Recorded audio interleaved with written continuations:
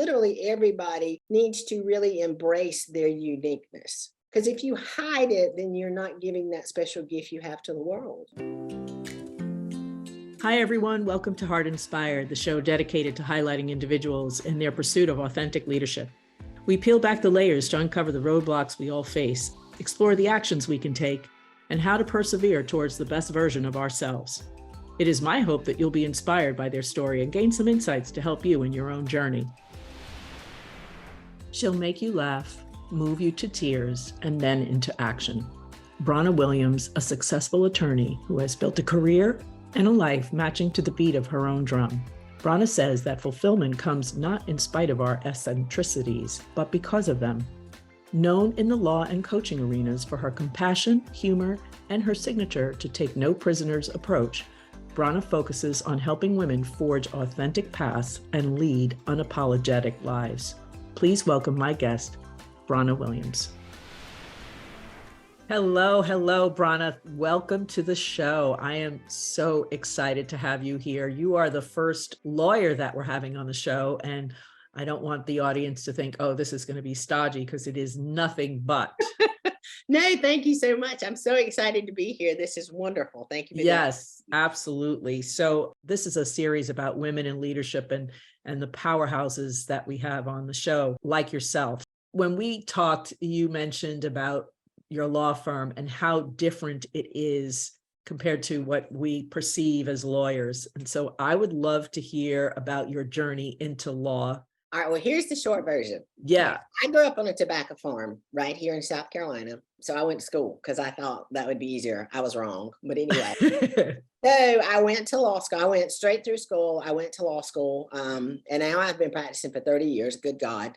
I don't know really how I did that. And somehow or another, I grew up, like I'm here at Myrtle Beach, and I basically grew up here, right? And so I started out like any other lawyer does when you hang your own shield, and it's a Williams law firm. But then as I don't know, I hit this little stage and I thought about, this is a business. It's a business just like everything else is a business. So I rebranded. The name of my firm is Indigo Family Law, and we focus on families, but I run it like a business. I do not run it like a typical law firm, right? We do a lot of client care. That is really important for us, especially because I know, like in the lawyer world, especially, people are like, oh my God, I can't call my lawyer. I mean, they don't call me. I don't know what's going on. And so we really focus on client care. We do it about branding. We do marketing. But like our focus, like what we did is we decided that, I decided that there's enough business for everybody.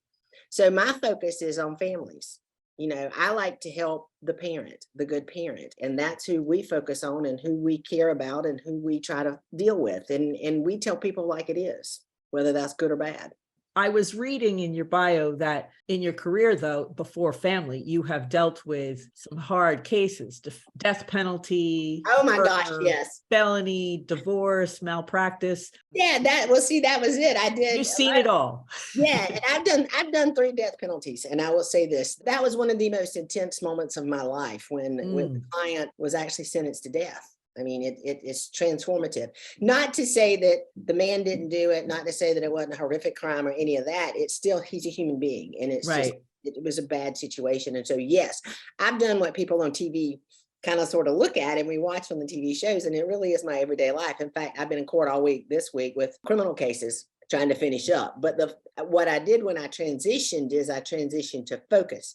So like for us in our firm, when we look for new people, we bring you into our family. But once you're part of the Indigo family, then if something happens, we can either represent you or we will send you to somebody that we would send our family to. Yeah, the criminal stuff, I just decided that divorces pay better.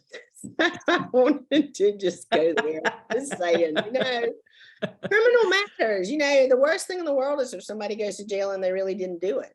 It matters. So then what I did is I transitioned as I started going into forming this new firm and realizing it was about a business and realizing too that, I really don't like to color inside the lines. And that's a big thing about lawyers is, we're all supposed to wear you expect this blue suit or this gray suit, and you're supposed to be very, prim and prissy and proper, and wear your, your little tiny little necklace, if a necklace at all, and wear your pantyhose. And I can't deal with all that. So I just decided, no, I'm gonna beat my own little drum. I'm gonna dress the way I want to dress. I'm gonna do, I mean, within reason, there is a certain expectation. But you can be who you want to be, and you Yeah. need to attract your tribe and your clients Yeah. that beat to the same drum you beat to and have your same values. Have you ever walked into a courtroom and thought, maybe I went a little over the top, or never? No, girl, I wear power pearls. Hell yeah, that's what I do. I don't have one today, but normally one of the judge's secretaries, she calls me Barbara Bush because she says I'm always in pearls. And I said, yeah, girl, it was my power pearls. I have a whole bunch of pearl necklaces. Love it. I think once when we first met, you told me that you walked in a polka dot dress. Yeah, the last case I tried, it was a burglary first, a kidnapping, and an armed robbery, which is like the most serious crimes there are other than rape and murder, right? I mean, Mhm. that's the cake, okay? Girl, I wore a black and white polka dot dress and high heel hot pink shoes. And Love then it. when I was doing my closing, I used hot pink paper so it would match my shoes when I was, so the jury would get my points, but yeah, I just decided that, yeah, I'm gonna be me. And that's the way it ought to be. And that's the Yeah. way all of us should be. But it's hard to do it because you're thinking, oh my God. Right. We doubt ourselves, or, who's going to have an opinion or what have you. But it sounds to me like you've always had the volume of your voice turned up full notch. So kudos to My you. daughter tells me I'm extra. And I said, yeah, maybe, but that's okay. Because I mean, But that's what makes me me. that's right. And is she extra too? Oh my gosh, no, she's a little quiet thing, but she's cool, but she's different. I have 6 children and all of my children are adopted. They are 18, 18, 17, 16, 15, and 12. So, Wow. And you have a new dog. yeah, and I have a new dog to add to the 2 we already had. So, let's just go ahead, and it was called chaos. But it's been a big interesting thing about, nature versus nurture and that Yeah. whole discussion. But my children are very much, a lot of, like, they'll take up for the little guy, they will stand up, they will speak up for themselves, they know when they're Yeah. not necessarily as loud as I am, but Yeah. A lawyer from the South with a undeniable. What's that like being a lawyer in the South as a woman? Any challenges you see there? for me, no, but that's because I'm not threatened to be a girl. You know, Mhm. I'm a member of a couple of female attorney groups, and it's very like, oh my God, it just makes me mad when they get on there and they'll post about, well, I went to court today and this guy called me darling, or he said, it was very demeaning about, basically being a girl. And I'm thinking, honey, you are a girl, use it to your advantage. Yeah. It's not, to me, it's not a disadvantage. I walk in and I own the room. That's what I do because that's who I am. And I think you can be powerful in your femininity. Yeah. Um, When you were growing up, starting on a tobacco farm, did you always have this presence? Probably. My mama tells me about the time when my daddy took me. We had an old truck and it was loud. The muffler was loud. And he said I talked a lot. And she said that he took me on the trip and he couldn't hear me, but he would just go, uh-huh, yeah, uh-huh, okay. And so we came back home and I walked in going, Mama, Daddy said I could get a dog. Daddy said I could get a dog. And he had no idea what I had said, but apparently because I had talked the whole way there and the whole way back. So you were persuasive at a young age. I love that. Apparently. Let's go back to the fact that you said something really interesting. You have a law firm, but you run it like a business. Can you share a little bit more about what that looks like? What's the structure that's different from a law firm? Okay, well, typically at a law firm, you walk in and you meet with the attorney, right? Especially in a family law or criminal practice, people expect to come in, they expect to pay for a consultation in a family court case. You meet with the attorney and then you determine if you're going to take the case or not. We don't do that at all. We actually come in, we have a 30-minute free meeting with a member of our team. We talk about what the problem is. They do not give legal advice. but they know enough about what we do and what the process is. And so then they decide to hire us, and we're expedient. Like, we'll have a initial meeting within 24 hours of contacting our firm. Within 24 hours of you saying, yeah, I want to pay the retainer because I want to meet with the attorney. We usually do within 24 to 48 hours. We have a strategy meeting. And that's when the client meets with the lawyer. They've paid money. If at the end of that strategy meeting, we do not believe we can help the client, we give their money back. I mean, I'm not going to keep money that we can't do anything to help you. And then if we do keep it and we proceed within 24 to 48 hours, we've usually taken the first action, whatever that is. I mean, we are about getting in and getting to a point, because the fact of the matter is, by the time somebody gets to a law office, my God, they are at the end of their rope. The last thing people want to do is have to go to a lawyer. They've tried everything else. And dragging it that much further doesn't help. And sometimes the best thing we can do is just to help our clients get through that process as quickly as possible, even though the legal system is slow. So that initial 30-minute free consult is like a discovery call, a screening, if you will. Yes. It's somebody from your firm who may not be the practicing lawyer that's going to work on that case or anything. No, with me, I happen to be lucky because my paralegal is actually a trained Albanian attorney. We just don't recognize her education. So I'm lucky in that sense. But it's a paralegal in my firm who is familiar with what we do. And, if she has specific questions, even during the intake, she'll say, excuse me, she'll walk out, she'll come ask the lawyer, the question about so-and-so, this is the situation, what do you think? And then we go back in, because what people are not getting, I think, from most, and it's not just lawyers, because it's happening with one of my friends with their doctor's case right now, because her fiance has cancer, and there's just no customer real care. We listen, and you need somebody to help you, and people want to think somebody's on their side. That's what we want to do, is help you move from point A to point B with the best result possible, which isn't necessarily always the result they want. No. People are unrealistic. Yeah, sometimes that is definitely the challenge. We don't like to hear the truth.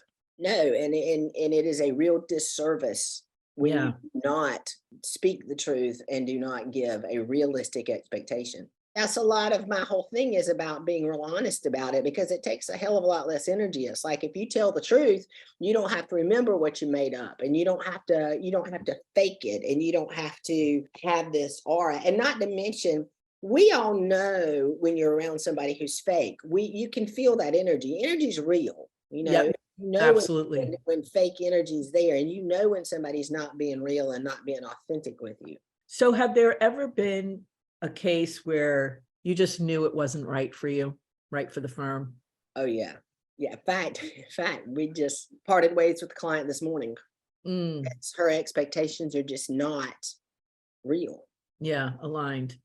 You had also mentioned that aside from running your law firm as a business, that you do some coaching. And so are you coaching other lawyers? Are you coaching clients? What does that look like? My coaching practice is set up to help other lawyers right now, and other female entrepreneurs focus on more finishing, or rather figuring out who they are. And like their authenticness. I called it Crazy Girl Life and Embrace Your Crazy, because your crazy is your unique genius. Yes, absolutely. And it's that little thing about yourself that's authentically you. What I have found is that, like I was joking about, that I have a tendency to say, every year I want to be more demure, which I'm so not. That's the one thing I'm not. But quite frankly, it's my extraness that makes me me, right? Yeah. And so what I have found is that if you sit here and you go through and you make a list of the things you like about yourself, and then the things you don't like about yourself, you'll really kind of be able to figure out what's good. What's that secret thing? And the other thought of it, the surprising aspect is, if you talk to some of your friends and say, okay, give me 5 things that you always think about me. What's something that reminds you of me, what it is? I think most people would be real surprised that one of the things, you'll see a consistent trait across all of them, that is probably that thing that you don't like about yourself. Oh, for sure. Is that part of your business? Is that separate? Is that something that you do as a joy? Yes, it is separate and it is brand new. I've been dreaming about it and I finally put it into fruition. I just said that I'm in my third quarter. You know, people say, "Are you ready to retire?" Hell no, I'm in my third quarter, honey. I want to do this and I'm growing it. I've got my firm up to a point now where I don't practice as much. Like that's the other part about running it as a business. I've stepped back and like I take care of the business aspect. I do all the adoptions that we do. Okay, so I practice in that part. But I've stepped back some and I've got other lawyers in here who actually, you know, practicing, if you will. And so I'm now focusing on this other part because you know, we've got a gift. And I mean, I have knowledge that I want to share. And I wish somebody had told me a while back that you could do it. So you're helping others find their voice and turning up that volume a bit. That's my goal. Yeah. Same here. Same here. Either the light is a little bit dim and we have to turn up the light a little bit, or the voice is a little bit silent and we have to turn that up. Absolutely. Well, I think people are scared. Yeah, the fear of what's going to happen or being judged or failure, definitely that imposter syndrome, right? Yes, it's very real. And we hate the reality of it is I think we all want to be liked and we want to be liked by everybody, and that's just not possible. And when you come across people that don't like you, you think, "Oh my God, what's wrong with me?" That is just the first thing we think. And then but it's not what's wrong with you. It's just the fact that we're all different and it takes lots of different to make this world function. Yeah, absolutely. Would you say that you are a natural people pleaser? Oh my gosh, yes, unfortunately. Well, let's see, 6 kids, 2 businesses, 3 dogs. You're definitely embracing a lot. Well, I like to, you know what, my philosophy is go big or go bigger. That's my philosophy. Oh, instead of go big, go home, go big or go bigger. I like that. In this law firm that you have, do you have a partner, and is your partner a female as well? No, yes, I have a partner. No, he's not female. And so what is the makeup of your team? Right now, I am the senior. Ryan came in as a junior partner. So there's me. I have a junior partner who's a male. And then I call her a baby lawyer. We have a new lawyer who hasn't been practicing long. And we're on the lookout for another lawyer at this point. I've got 3 full-time paralegals. I've got then 3 additional staff. So there's 9 of us here, I guess. And you're going to continue to grow? Yeah, that is my goal. I can envision little indigos throughout the state of South Carolina. Now, you know, law is different than a lot of other things. I'm only licensed in the state of South Carolina. I have no desire to take another bar. For God's sakes, will not be doing that in any other place. But that's what I want to do. And especially because I know what we do is different, and the way we do it is different. Yeah. Because we truly put our clients first. And that's kind of how I focus in life. Because I think, you know, my big thing is like, if I give, I really am a believer in, I kind of hate to use the word karma, but I think it's real. I do think what you put out is what you get back. It's that energy law. Really great. I try to help as much as I can. If you had 1 or 2 things that you you started this new coaching business here, what are some of the constants that you share of your wisdom for them? One is, like I said, it's some real true deep self-analysis. And as I said, you know, one of the ways you do it is go in and make a list about yourself, the things you like, the things you don't like, and talk to some of your friends. Because sometimes I think it's a really hard pill to swallow, that what you kind of want to hide about yourself is really what it needs to shine. Exactly. And that's not an easy process to accept. So that to me is for the most difficult part of the journey is literally the beginning of it. Then what I want to do is help people. Let's take it and turn it into your brand. You know, I want people to understand that not only do you have your personal brand, and then your personal brand, if you own a business, is not necessarily the business brand, but the business needs to reflect it. Even if you work in a business, you still need your personal brand. You know, 100%. Yeah. And I don't know that we know that.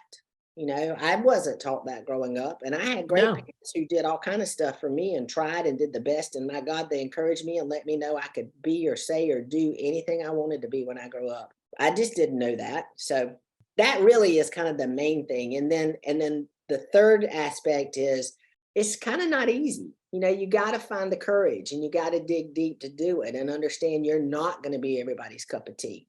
And Yeah. when that happens, have your little pity party for like 3 minutes and then, okay, that's it. It's their loss. I'm moving on. Right. And move on. Exactly. You mentioned the name of the company is Indigo Family Law. Where did the name Indigo come from?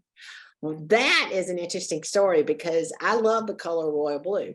But so I started looking it up. They really don't believe indigo is a color. They think Newton made up because they wanted odd numbers in the Roy G. Bitt thing. Yeah. But indigo and rice paid for the American Revolution. When you go back to when we were trying to break free of England. And I mean, that's important to me because I think that the historical value of that, but then it comes even better because it was a 17-year-old girl who lived right here on the coast of South Carolina that actually on her grandfather's plantation figured out how to extract indigo from the plant, the dye, the color. She developed that process in the 1700s as a young female to do. And I think that is phenomenal given that time frame and what it was like for women at that time. And I mean, she's the one that did it. So that's where I got it from. And then my little logo is like, I swear it looks like a hurricane, which I didn't mean to do, but that's what family law is. Your life is in a flipping mess. And being in South Carolina, not that you get too many hurricanes. Girl, we just got one, so. Well, that's very interesting, the name. And so you did the history on the color blue, and that's how you found, and then that was it. Yeah, as I was researching it, because I was like, and then you look at the psychology of colors, and blue has always been one of my favorite colors, but blue is a soothing, a comforting color. Yeah. Not something you want to wear in the courtroom, though. Yeah, I would, but me, but yeah. You're gonna walk in, people need to notice you. You know what I'm saying? Exactly. There's old adage that said there's no bad publicity. It doesn't matter why you're in the paper as long as you're in the paper. Exactly. Brana, this has been amazing. Thank you so much for being on the show and sharing your powerhouse personality. It's been great because I really want to get the message out there that people, especially women, but not just women, but literally everybody needs to really embrace their uniqueness. Yeah. Because if you hide it, then you're not giving that special gift you have to the world. Great way to end the show. Absolutely. Well, thank you so much for being on the show today. Really appreciate it. It was so much fun. And I wish you all the best. And we'll definitely make sure that your information on both your businesses are in the show notes so people can find you. Wishing you all the best. Oh, yeah. Thank you. You too. Thank you again for listening. We'll be back soon with a brand new episode of the Hart Inspired Podcast.